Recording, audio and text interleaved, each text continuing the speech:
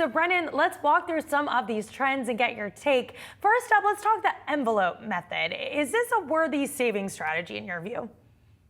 Yeah, the envelope method has been around for decades. It's been around for generations. People have been using it for quite a while. The whole point of it is really to get that pain aspect of spending. So when you spend now, you're swiping a card and it doesn't really feel like you're spending the money. In order to try to limit the amount of spending that's going on, you put it in the envelopes, you take the cash out, you go spend the cash. So in that end, when you're paying in cash, you tend to not only spend less, but you know where every dollar is going.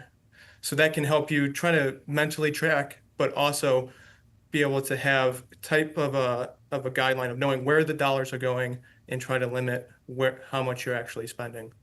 And Gen Z is also leaning on AI to help with money management, which is interesting to me. What kind of tools are they using, and how can savers make sure that they're picking the right one for them?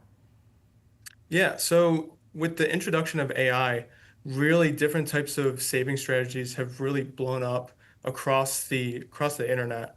Um, Prior to AI, there's different types of apps where you can save spare change, you can automate savings weekly, daily, monthly, however really you want to do it. But with AI, there's different types of robo advisors now where you can essentially create a portfolio or AI creates a portfolio for you.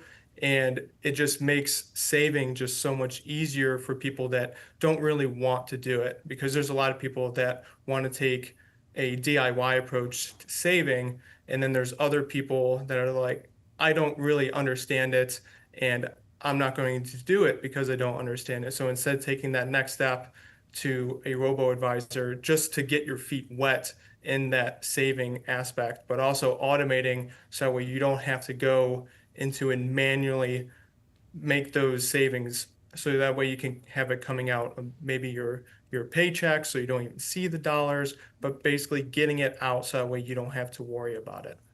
Another trend I want to get your take on, because we see all over TikTok savings challenges. Do these really work in practice? And what are some of the top challenges that are making their way through some of those Gen Z savers? Yeah, so with those types of challenges, they tend to work at least in the short term. So really when you're saving, you want to be able to have some type of goal that you're striving to. With these type of challenges, it's more like, hey, I've done this or I've done that to be able to save this much. Really, there needs to be a goal behind the why you are saving.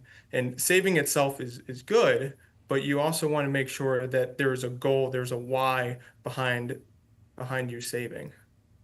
All right, Brennan, thank you so much. I'm going to have to start saving more like Gen Z. Appreciate it.